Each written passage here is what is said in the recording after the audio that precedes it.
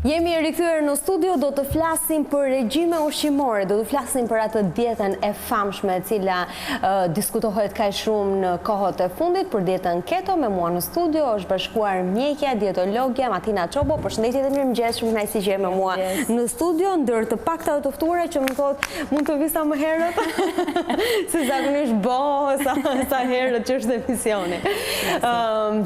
Njerëzit të cilët bëjnë aktivitet fizik mbajnë regjim, zgjohen edhe herët. Patjetër, është pjesë e jetës. Mirë, ndalemi pak tek dieta keto. Është bërë shumë e famshme së fundmi në fakt.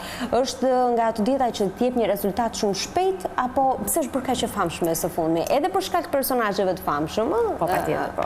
Promovimi nga ne VIP-eve ka qenë, besoj, faktori numër 1 që u bë njohur mbar botërisht, sepse si dietë ka nisur që praktikojnë nga mjekët për pacientë të ndryshëm që kishin probleme nervore, epilepsi, dhe kjo ishte një linjë trajtimi për ta, sepse duke u vendosur trupin në gjendje ketoze që quhet, pra ku nuk funksionon më përmes glukozës, po përmes trupave ketonik, ata kishin një rezultat i jashtëzakonshëm në stabilizimin e sistemit nervor. Dhe u pa që efekt ansor i dietës për pacientët ishte dobësimi. Dhe filloi ta aplikoj. Mos ta shfrytëzojmë për këta të tjerë. Edhe është realisht dieta më rezultative fillon me një ritëm 1.5-2 kg në javë. Pra, pa diskutim që në muaj një person i heq 5 deri në 8 kg me këtë lloj diete. Që është shumë, që është e konsiderueshme. Kjo sa është periudha më e gjatë që mund ta mbash një dietë keto? Dieta keto faktikisht deri në 2 muaj ne lejojmë që të mbahet pa ndërprerje, që të hysh në gjendjen e ketozës, sepse nëse e mban më gjatë se kaq, duke qenë se kjo lloj diete bazohet në eliminimin totalisht të karbohidrateve dhe sheqernave. Po këtu përfshihen edhe frutat. Dhe ne përmes frutave arrim që të marrim vitaminat, antioksidantët. Dhe nëse e bëjmë këtë dietë për një kohë të gjatë kohore, rrezikojmë avitaminozat, pra të rezultojmë anemik, çdo lloj gjëje. Nuk mund t'i marrim as si suplement vitamina? Pa diskutim. Unë këtë dietë e praktikoj vetë, ndoshta jo më për të dobësuar, por për një shëndet më të mirë, sepse realisht që të jep një performancë më të mirë edhe në punë, edhe në palestër, dhe marr gjithmonë suplement vitaminik. Kjo është e domosdoshme. Martina, kam dëgjuar her pas here që thonë që e mbaj dietën keto, okay, ka rezultat, kam rënë nga pesha, po ndihem e pafuqishme kur shkoj në palestër. Faktikisht mund të jetë në ditët e para kjo gjendje? Në ditët e para, po. Domethënë, trupi ynë është dizenjuar për të funksionuar përmes glukozës dhe 2-3 ditët e para që janë periudha e akomodimit, pa diskutim që njerëzit mund të kenë atë ndjesinë e pafuqisë, dëshirën për të fjetur gjumë gjatë gjithë ditës, konstipacioni që është një efekt ansor, le të themi 3-4 ditëve të para, por më pas të gjitha zhduken sepse trupi fillon që të funksionojë përmes trupave ketonike dhe nuk e ndjen më nevojën e glukozës. Dhe në këtë fazë, domethënë pas ditës së 4-të, fillon ndjekja e vërtetë e djamit. Mirë, por të gjithë ata të cilët na ndjekin tani, sepse ne jemi duke folur si dy njerëz të cilët kemi një informacion unë të paktën kam një informacion të përgjithshëm, të ke një informacion edhe më detajuar për dietën keto. Por çfarë është dieta keto? Çfarë lejohet dhe çfarë nuk lejohet gjatë kësaj diete? Nëse një dietë normale përfshin 50% të kalorive tona ditore të ardhura nga karbohidratet, që këtu hyn orizi, patatja, makaronat, frutat, në fund të fundit, 20-30% nga proteina dhe pjesa tjetër nga yndyrnat, këtu kjo skem përmbyset. Karbohidratet eliminohen totalisht nga dieta, pra nuk na lejohet më të ham as pak orizin, patatet, frutat e kështu me radhë, sheqernat jo. Ëmbëlsira domethënë. Dhe pjesa më e madhe këtu dominohet nga yndyrnat. Pra, është e vetmja dietë ku mund të themi djathi është pa limit. Gjalpi është i pranishëm çdo ditë dhe çdo vakt në këtë lloj diete. Vaj i ullirit, varet e ndryshme vegetal, pastaj perimet dhe sallatat. Farat e ndryshme të cilat... Farat e ndryshme, frutat e thatë aror, domethënë bajamet, arat, lethit, çdo gjë këtu është e përfshirë, çdo gjë që përmban yndyr.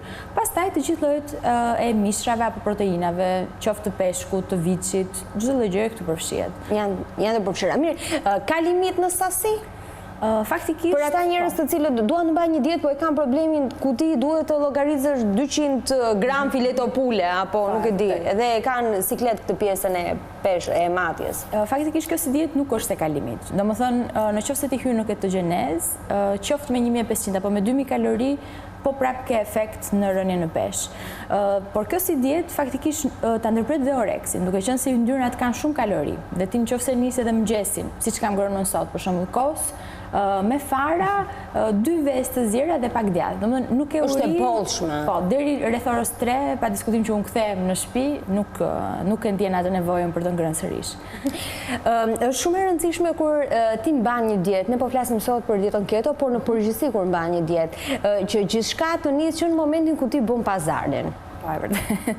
Sepse është, kur ti hap frigoriferin dhe shikon që aty mund të ketë fruta pafund, është e vështirë që të mos të ndohesh të konsumosh diçka. Duhet nis direkt, domethënë ti të nisësh me një skem të caktuar që kur bën pazarin. Kur bën blerjet, po. Edhe faktikisht e kjo lloj diete nga frutat lejohen vetëm luleshtrydhet.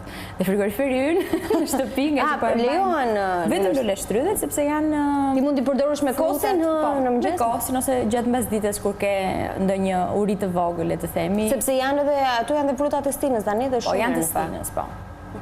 Kështu që luleshtrydhet lejohen. Pastaj lejohen edhe këto frutat blu që janë boronicat, mjedrat, manaferat, që janë realisht frutat me më pak sheqer në gjithë grupin e tyre dhe këto mund të konsumohen deri në 100 gram në ditë. Po, shumë mirë. Ajo çka doja të pyesja tjetër është sepse kam parë shumë personazhe të cilët e mbajnë 10 ditë, vetëm 10 ditë, dhe më pas i rikthehen një regjimi normal ushqimor. Rrezikojnë që ti marrin ato kile që kanë humbur? Faktikisht kjo lloj diete është fantastike dhe aplikojnë dhe shumë njerëz që merren me fitness, jo vetëm për faktin sepse do pësohesh, por sepse humbet masën dhjamore. Është si puna e shprehjes që plumbi del me plumb, edhe në keto dhjami del me dhjam. Dhe realisht për 10 ditë që e mbajnë pjesa më e madhe, arrin që të kenë një rezultat në rënien e përqindjes dhjamore. Dhe është parë që kur ti qëndron për një periudhë pa karbohidrate, në momentin që ti rikthen fibrat, ka një përgjigje më të lartë të metabolizmit. Kështu që prandaj është dhe kjo skema 10 ditë keto, pastaj bëjnë ndoshta 2 javë dietë normale dhe pastaj ribëjnë 10 ditë keto vetëm për këtë, sepse bakteret e zorës marrin një lloj goditje dhe i stimulon kjo për të punuar më mirë. Më the pak më parë që ti je duke e mbajtur ndërkohë. Sa e imagjinoj që periudha më e gjatë mund të ketë qenë 2 muaj, por në har kohor të një viti për shembull, sa herë e ke mbajtur? Faktikisht në këtë vit e kam filluar që ta mbaj rigorozisht, le të themi, sepse unë jam nga ato persona që kam pak të vështirë të heq dorë dhe nga frutat dhe nga ëmbëlsirat, sepse çdo njeri ka të preferencën e vet për të kripurat ose për të ëmblat. Por kam praktikuar skemën me 10 ditë faktikisht. Dhe periudha më e gjatë që unë kam mbajtur ka qenë 3 javë dhe janë mbyllur javën e kaluar këto 3 javë. Tani po bëj një periudhë pauze. Sa kishe humbur pas? Faktikisht unë kam humbur edhe 2 kilogram, sepse edhe nuk ke nevojë që të humbasësh. Sa më afër peshës ideale të jesh, aq më pak është kjo rënje. Por më shumë reflektohet tek përqindjet ujorës së dhjamore që ne i masim dhe përmes parametrave metabolik. Dhe kjo është pjesa më e rëndësishme për të kuptuar se sa është sasia e dhjamit që ti ke humbur apo. Po, vërtet. Ndërkohë që për një njerëz që ka më tepër kilogram mbi peshë, ajo reflektohet drejt për drejt edhe në peshore, për shembull 5 kg për një muaj, që u bën shumë përshtypje. Cila është dieta që do ju rekomandoje njerëzve të cilët, se tani jemi në fund të majit, të gjithë duan ato trupin e bukur në periudhën e verës. Dieta që do t'ju rekomandoje për një rezultat shumë të shpejt, po edhe pa dëmtuar, pa shumë efekte anësore. Pa diskutim keto. Është një dietë e cila jo vetëm që do japi një rënje shumë të shpejtë në peshë, që është e shëndetshme për këtë lloj diete, sepse nëse do bënim një dietë, le të themi hipokalorike, po duke konsumuar edhe karbohidrate dhe proteinat dhe yndyrnat, një ritëm kaq i lartë rënje nuk do ishte i shëndetshëm. Domethënë që ne po bëjmë një dietë shumë strikte. Ndërsa me këtë lloj diete, realisht ky rezultat është i pritshëm dhe është brenda kufive të normës. Kështu që për një njerëz që i bie alarmi i zgjimit, le të themi tani për verën, mbajtja e ketos për 1 ose 2 muaj është ideale për të arritur edhe fizikun. Dhe me këtë lloj diete, pa diskutim që mund të shoqërohet edhe aktiviteti fizik dhe për të arritur atë tonifikimin që të gjithë e presin. Ka persona të cilët nuk duhet ta mbajnë? Ose që mund të japë efekte negative dhe mirë është mos ta mbajnë këtë lloj diete? Kjo si lloj diete aplikohet shumë në Shtetet e Bashkuara dhe për diabetikët, po për diabetikët të cilët nuk kanë probleme renale. Pra nëse ti ke probleme me veshkat, duke qenë se këtu proteinat janë goxha të larta, kjo lloj diete mund të agravojë pak gjendjen. Pra, së pari diabetikët që kanë probleme me veshkat përjashtohen pa diskutim nga keto. Së dyti, të parat që kujtohen ose që duan një ndryshim drastik në trupin e tyre janë gratë që sapo kanë lindur. Okej. Dhe edhe për ato kjo lloj diete do të përjashtohet sepse kur femra është në laktacion, pra jep ushqim gjithë fëmijës, nuk lejohet që të bësh një dietë të tillë drastike sepse ndërpritet qumshi dhe nuk arrin që t'i japësh fëmijës. Sepse ke nevojë edhe për vitaminat edhe për karbohidratet. Këto janë dy persona. Por për ata të cilët e mbajnë, mund të kenë ndonjë ndryshim në funksionimin e jetës së tyre, për shembull që ka lidhje me shëndetin edhe që duhet ta dinë paraprakisht që këto janë disa efekte që mund t'ju jepet dhe që është si pasojë dietës, por që nuk duhet të shqetësohen. I vetmi efekt ansor që ne a themi njerëzve që do ta keni pa diskutim është kjo pjesa e konstipacionit që u thash. Domethënë vështirësitë për të shkuar në tualet, le të themi 3-4 ditët e para, disa njerëzve u zgjasin dhe një javë, por pastaj ky si efekt ansor rregullohet. Ndërkohë që një efekt tjetër që e quajmë ansor, por që anashkalohet pak, është edhe frymarrja. Pra, është ashtu quajtura fryma diabetike. Trupat ketonik prodhojnë aq shumë në organizmin ton, digjet aq shumë dhiam sa që delet e përmes frymarrjes. Dhe është fryma tipike si një frut i prishur, le të themi, që vjen kur hyn në ketoz. Por që pa diskutim mund të evitohet duke konsumuar një orbit ose diçka. Ky është një efekt që është i pritshëm dhe përdoret edhe si një tregues që nëse fryma vjen, le të themi, erën e një fruti të prishur, ti ke hyrë në ketoz. Është një shenjë e mirë. Okej, po më duket pak e tmerrshme duke imagjinuar. Për ata të cilët na ndjekin dhe si një mjek dietologe, por edhe si një person që e ban, mund të them një shkurtimisht se cilat janë ato vakte tipike ose ushqime tipike të cilat ata mund të konsumojnë për të ngrënë mëngjes, drekë ose darkë. 3 apo 5 vakte? 5 vakte. Darka mbyllet në orën? Unë e mbyll në orën 10. Shumë.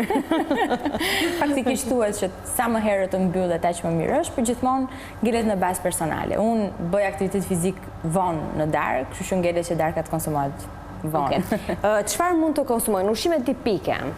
Për mëngjesin e tham, kosi me fara, ka fara të cilat përjashtohen? Jo, apo jo, mund të jenë të gjitha farat, kia, lini, kungulli, luledielli, nga një sasi e pakët. Po fruta të thata mund të hedhin ndërkohë? Ara, bajame ose? Po mund të hedhin, por është një ngarkesë e tepërt mendoj për pjesën e mëngjesit. Ndoshta meshkujt, po. Për femrat është e mjaftueshme të mjaftohemi domethënë me farat. Ndërsa meshkujt mund të hedhin, le të themi 5 kokra ara tek kjo përzierje që bëm. Shoqëruese kësaj janë pa diskutim vezët. Për mëngjes, janë të gjitha në pjesën e mëngjesit. Sa vezë duhet të konsumojnë në mëngjes? Le të themi për femrat 2-3 në varësi të aktivitetit fizik, nëse nuk bëjmë aktivitet fizik mjafton edhe një vezë, ndërkohë që për meshkujt është nga 3 deri në 5. Nëse në një lloj diete tjetër, flasim për njerëz që merren me aktivitet fizik. Ndërsa nëse jo, vetëm të bardhat e vezës apo të bardhat e vezës? Sapo do thoshe që në një dietë tjetër normalisht sugjerohet vetëm një verdh në ditë për femrat dhe për meshkujt maksimalisht 3. Ndërkohë që te kjo lloj diete tham që yndyrnat janë pa limit. Kështu që edhe mund të përdoren më shumë të verdhat e vezës, për shembull 2 për femrat dhe 4 për meshkujt. Por duke qenë se ka një ngarkesë të lartë kolesteroli, unë preferoj që të qëndrojmë tek ato limitet si të një diete normale.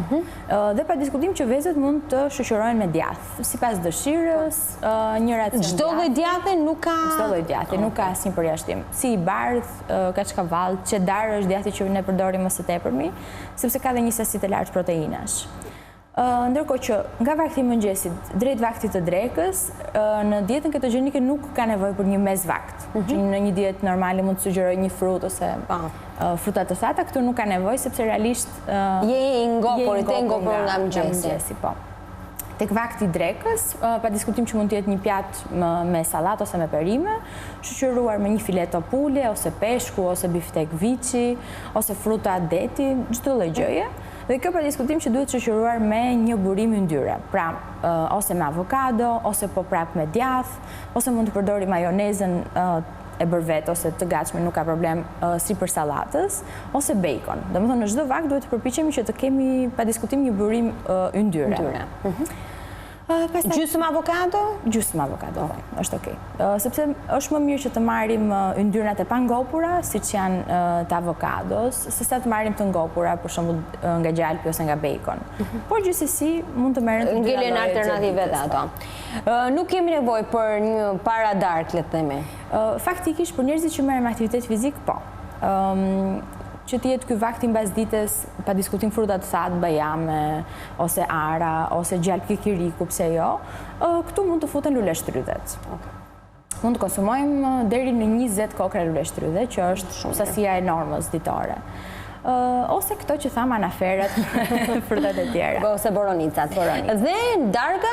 Darka mund të jetë ndërtuar po prapë si dreka. Dhe më thonë... Salate gjithmonë. Po sup mund të konsumojmë? Sup perimesh, por dhe më thonë, ne tek kompania jonë i kemi supat ketogenike që ndërtojnë me pana. Sepse këtu nuk mund të përdoret më as mielli, as patatja, edhe është pak e vështirë për të bërë mbledhjen ose ndërtimin e supës. Okej, sup ule mund të përdorin ose sup perime? Ose sup perimesh, po. Vetëm duke eliminuar totalisht miellin si përbërës. Mirë, ishte shumë nice që ishe këtu mëngjes me mua në Shtapa 5. Të uroj një ditë sa më të mbarë dhe javë sa më të mbarë. Për të parë më shumë video të programit tonë, regjistroni tani në YouTube.